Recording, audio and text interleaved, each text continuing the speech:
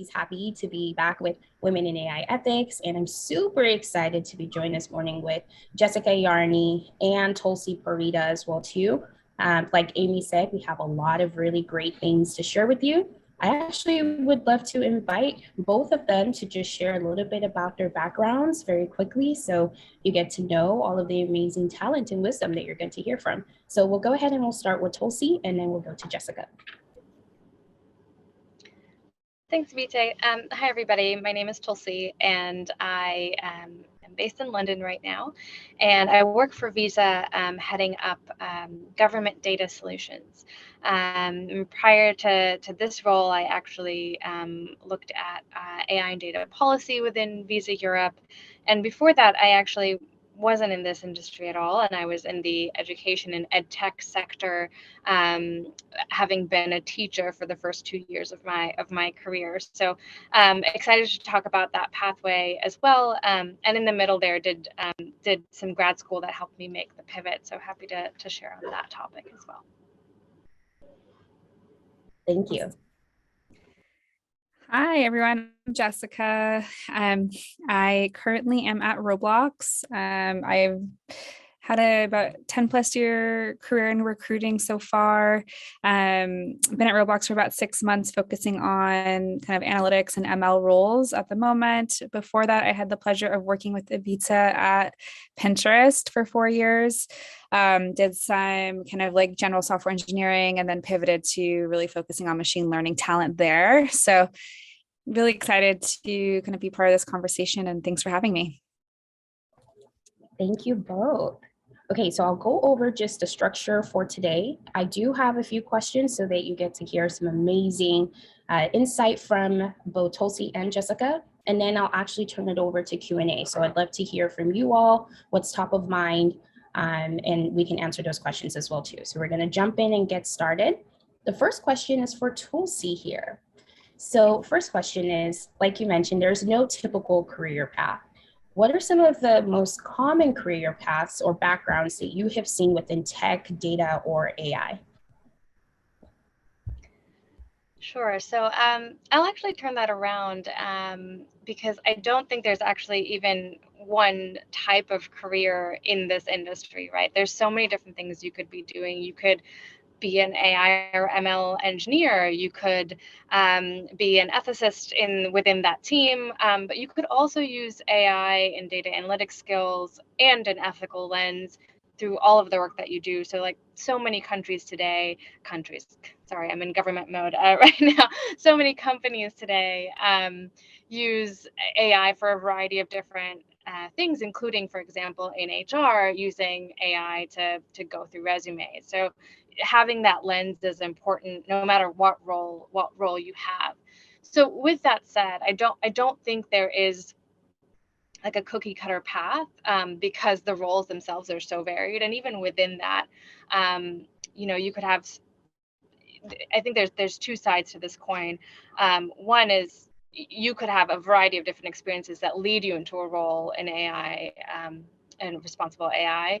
But the other side is that your employer, or the person who's seeking to employ you, is willing to see the different sets of experiences and transferable skills you have if you didn't come from the quote unquote traditional, like I studied this in undergrad and then I studied it in grad school and then I worked in this industry and now I'm looking for another job.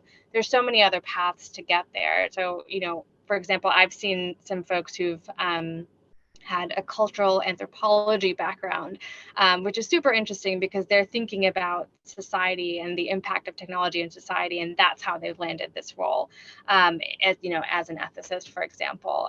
Others have gone the traditional, like, I studied data science, and then, I landed an internship at Google and then went from there. So I think it can be really varied, but the key here is that if it's something that you're interested in doing, try and figure out where in an organization you would want to fit in, and then figure out what skills you have, and then and I think equally as important, interview the company and make sure that they're going to be willing to see a diversity of experiences as well.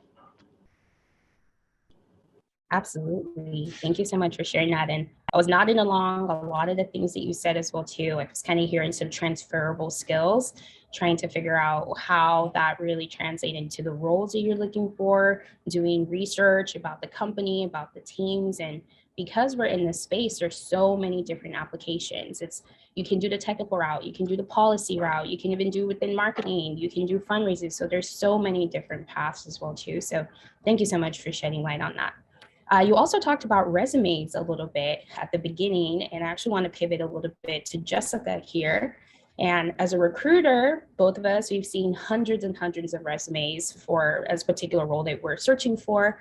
What would you say are some of those keywords and impacts that you typically look for in a resume or a LinkedIn profile that really kind of grabs your attention?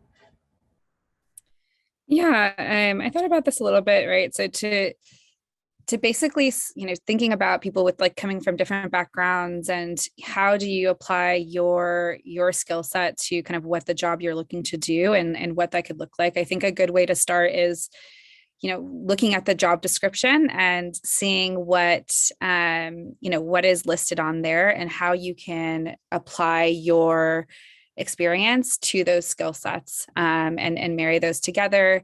I think a good rule of thumb to think about is like a hiring manager puts together a job description, and most likely the top of the list is probably what they're looking for and top of mind for them, when you're looking at a job description. And so when you're thinking about how you kind of customize your resume to that, I would definitely think about that first. I think top of mind as of recently, thinking about also in your jobs, in the engineering space is like, what customer were you serving? Are there any kind of like, is there any data you can put into your resume? I know we talk about scale quite a bit, but I think there's so many different ways to think about scale. Like plenty of people build things from 0 to 100, and that's just as valuable as someone who's gone to like 1 billion, right? So just think about it in that way. I was on mat leave and started looking for a job after 4 years at Pinterest. And so had to put my resume together, and definitely it's a good check to, job searching and all of that. And definitely from a place of empathy, because it can be stressful, and trying to go that route. Yeah, absolutely. Especially, think about resumes as well too. I think people get a little bit nervous about things like gaps in there as well too. And my approach to that has always been, have your explanation for it, but we're really looking for the impact of your work. So what have you done? Why did it matter? And so like I did X using Y and it resulted in Z is typically the formula that I'll share for people. So both of you are spot on for that. So thank you, Jess. I'm going to pivot back to Tulsi a little bit. And so we're kind of talking about non-AI roles a little bit, the transitioning, getting your resume together.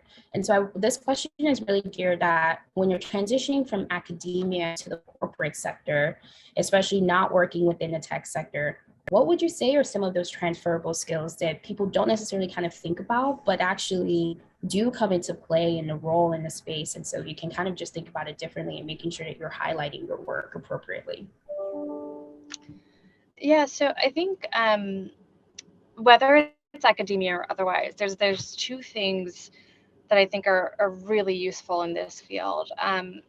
One is communication skills, and I think that's generally sometimes undervalued. But oftentimes you'll have people, in technical roles who really understand the technical side of things and they get really excited about it. But when it comes to then explaining that in non-jargony terms to somebody else, that they can struggle. And so I think being able to communicate what's happening technically to an audience that doesn't necessarily understand all of the technical specifications is really, really important. And to tie that back to my experience, I think the reason I've been able to do that is because my first job was as a teacher. And so I had to take like concepts and try to explain them to 8-year-olds. And obviously I'm not simplifying to that degree anymore, but that's the lens through which I look at things now is, if I want to explain this to my 3rd grade classroom, how would I do that? Like, what are the building blocks that go into it? And it seems like a really basic thing, but you'll be surprised as to how many people don't have that skill. And so whether you're coming from academia or otherwise, I think being able to articulate complex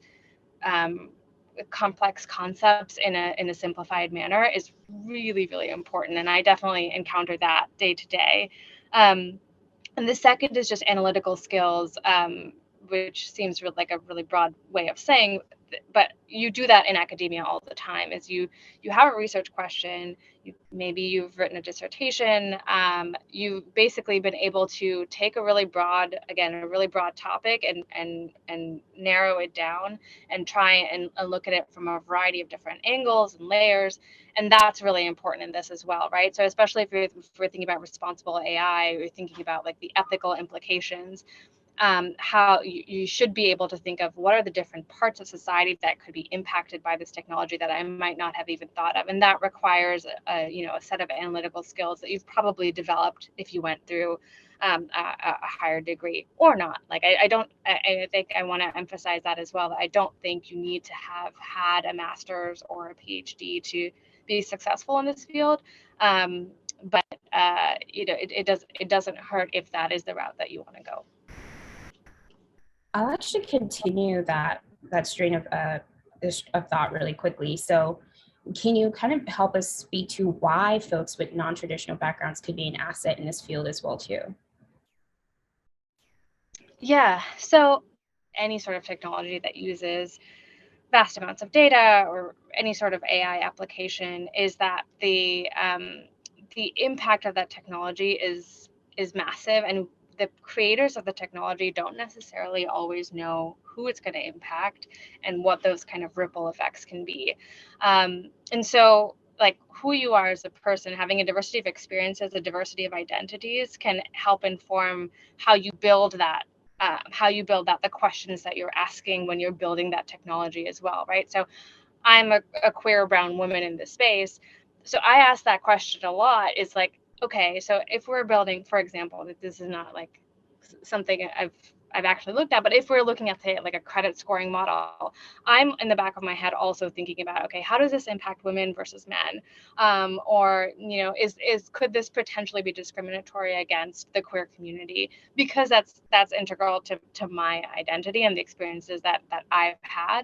And so in the building process, I think that diversity of experiences is really, really important.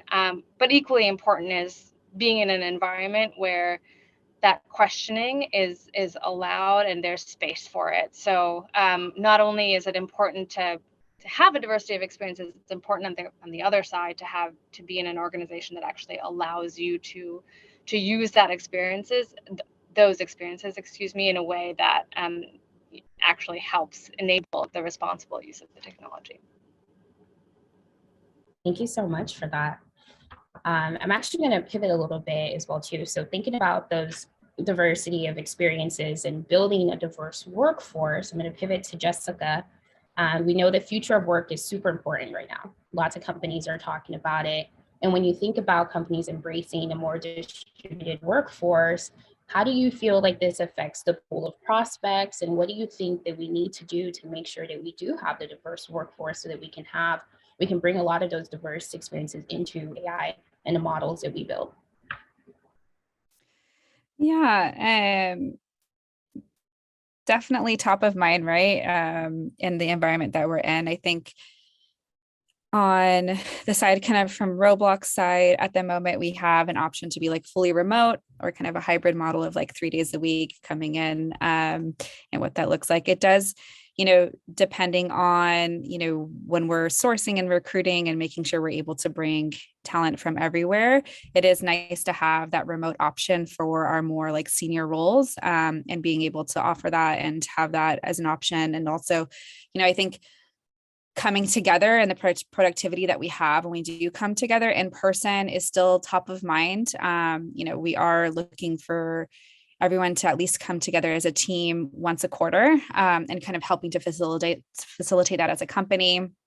I know as a mom, I enjoy that I have a place to go and an office to go into at least 3 days a week, with the flexibility that, I can be home a couple days, or if I need it to be 3 days a week, to take my kids to appointments or pick up from school, things like that. And so I think that model really works for me and my family, and creates a good balance on my side. So really, I think there is something to being together and being productive. And so just making sure that we're creating those environments regularly throughout the year and that the company is helping to facilitate that those happen while also making it work for everyone's different situation. Yeah, and I think you said the key word in there, Jess. It's the flexibility, having the flexibility of people really want the best of both worlds. It makes sense to come together when those are the right times. And it also makes sense to have the flexibility as well too. And so I think companies that really embrace that will definitely be able to be competitive in this market. Awesome. I'm going to stay on you just a little bit. And the next question I have is more about candidates. So as you're thinking about all the times you work with candidates, is there a specific question that you wish candidates would ask you more of, or the hiring manager? Yeah, I think often is I truly, as a recruiter, believe in being an advocate for my candidates, right? So I'm an advocate. I have the company in mind, but I also have my candidates' best interests in mind, every person that I work with.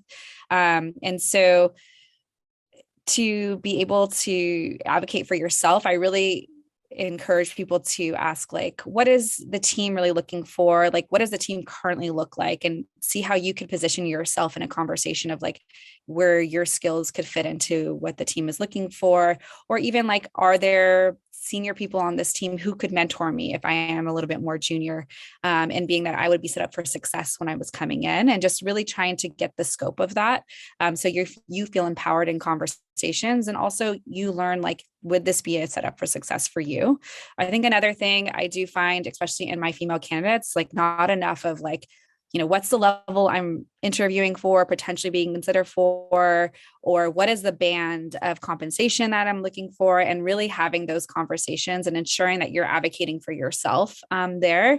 Again, I believe a good recruiter always advocates and makes sure like fair pay is there and all that. And we really have that top of mind. But I want to ensure that our candidates are also advocating for themselves and making sure that's actually happening in every process they go into. That's awesome. And Jess is also being modest. She's a phenomenal recruiter. I have watched her advocate for folks, and she's one of those people I was like, I definitely want you to be my recruiter. But what you have shared is really good tips, thinking about beyond the opportunity, beyond the particular role. How does this fit into your life? How does this fit into your career path? And making sure that this is the right opportunity. So speaking of opportunities, right now, the current market, there is a lot of hiring freezes that we're seeing, a lot of headlines about unfortunate layoffs as well too. So this is to both of you.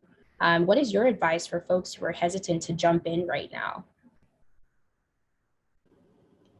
I can start. I think attending events like this is a really great first step. I will say I know there's a lot of ways to find career opportunities. From looking on job sites and et cetera. I think there was a question on that as well. Like it can be hard sometimes to find the roles that you want on LinkedIn and Indeed, especially as some of these are a little bit more niche. And for myself personally, I found actually networking at events like this, and not just at events like this. I found my job at Visa because of somebody that I met at the Women in AI Ethics conference that was in person in 2019. So like, I think I cannot overstate how important it is to network and really just put yourself out there. And you'll never know until you actually start talking to somebody what their role is actually like day to day, because you might glamorize a certain position, for example, in your head, and until you talk to somebody like, hey, what does your like week actually look like, or what kinds of challenges and problems do you try to tackle, you won't actually know, and you might realize like, okay, actually the role thought I was interested in policy, but actually I'm not. I'm actually more interested in governance. And you'll only find out more about that once you start talking to people. So attending events like this virtually or in person, if you're comfortable, I think is a really important way forward. And like, just as like a practical tip, like if you listen to somebody at the conference today that you really liked, most people that Mia has invited are pretty open to talking to new folks. So, you know, if you see somebody you're interested in learning more about their role, like find them on LinkedIn or Twitter, shoot them a message, say, hey, I heard this talk, like make it personal, like not just a blank message, and then set up some time. Most people will say yes. You know, if you're just setting up time to ask somebody about themselves, like most people want to talk about themselves and what they do. So that would be my recommendation, is just start those conversations without necessarily having the end goal of I need a job by next month, but at least to start, you know, planting those seeds, because you never know, somebody might think about you 3 months down the line and might have the perfect role. I love the piece about planting seeds, and for me, it's all about staying ready as well too. So keeping your updated resume when those opportunities do come about, and you never know, like keeping an updated portfolio as well too, or a recent, just a place with all of your work as well too, are really great ways. And then Jessica. Yeah, I think +1 to everything Tulsi said. I think on top of that is just really, you know, the layoff news can be really top of mind and can be like everywhere. And so it can make people hesitant to thinking about, oh, well, I can't make a move right now, or like I was thinking I wanted to, but make sure you just do your research and ensure you get the whole picture. Like maybe the company that would be perfect for you is not having that scenario. And another thing I would do, you know, if you're just exploring and you're not feeling like, you know, you want to jump right in, request you know, at the beginning of the process, request a conversation with the hiring manager. Say, hey, I'd love to just chat with the hiring manager, and kind of to Tulsi's point is just get a better idea of the role, and like, does this make sense for me? And would it be the right time to make the jump? And then, you know, make the decision of like what's best for you and your family, and what that would look like. But I definitely make sure you get all the information you need. And it can be now is the right time. And maybe the answer isn't it's right now, and that's okay too. Absolutely. And the last question that I have for you all, thinking about the companies that are hiring that aren't in that situation, are you or your company hiring? If yes, how should folks get in touch? Yeah, so, oh, sorry, go ahead. Oh, I was going to say, yes, sir. Thank you. So Roblox is definitely hiring. We haven't changed any of our hiring plans. I feel, you know, grateful to be at a company that we are still moving forward, and feeling really great about building out our teams and continuing to really want to basically increase all of our teams there. So I will put in the chat a place where you can apply, if just like a general apply, and just potentially have a conversation with anyone. And you know, also feel free if you have a specific question to reach out to me as well. Yeah, Visa is hiring as well. So if you just go onto our jobs page, we hire globally. So if there's a position that you like, that's interesting to you, feel free to also just, you know, if you're listening to this, to just message me, and I can help do a referral as well. If that is something that you're interested in, and there's a role that you fancy. I might not necessarily know everything about all of the different positions we have out there, but I could definitely do my best to help, or at least direct you to the right person. Thank you both so much. And Pinterest is also hiring as well. We have lots of roles on our Pinterest careers page in multiple different disciplines. So please do check that out. I will also drop it in the chat as well too. And same as well too, if there's a role that's really interesting to you, I also encourage you to not just reach out to the recruiter, but reach out to those folks that are either currently in those roles or the leader for those roles. They're the folks that can really kind of get you that first initial conversation, those informationals, and you'll be able to get a lot more information on the role that you're interested in. So I will try to answer a question really quickly. I know there's a lot of questions in the chat. If possible, if both Jessica and Tulsi are open to it, we'll copy and paste all these questions and perhaps just answer them in a document or something and then share that afterward if that's okay. I'll check in with the team. But we do have time for one question here. I'll just take the very first question that came in from Jean Ha. And it says here, what words of advice would you have for someone who wants to find a career in interdisciplinary field post-college without a master or PhD degree? Because I noticed that there are a lot of positions that require post-grad education. I'll go first really quickly on this one. It touches on a few things that I've been working on at Pinterest. So part of the things that I've been doing at Pinterest is actually working to remove the degree requirement for about 90% of our roles. So not every single role doesn't have the degree requirement. There are a few that still do, but I did work with our teams to actually remove that. So I'll make a plug for that. So do look on Pinterest, see if there's any of those roles, but if it doesn't list it as a requirement, then for that role, you actually don't need a degree. And then I'll turn it over to Jessica and Tulsi. I would say the same, actually. Any roles that I've helped write, I think that's something that I've definitely tried to remove as much as possible, because you can learn a lot of these skills on the job. So if you have a hiring manager or a company that's open to that,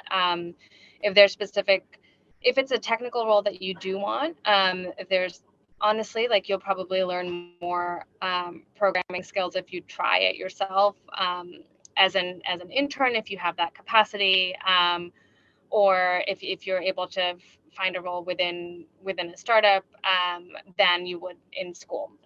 That's just my opinion, but I do think that you are able to learn a lot more on the job.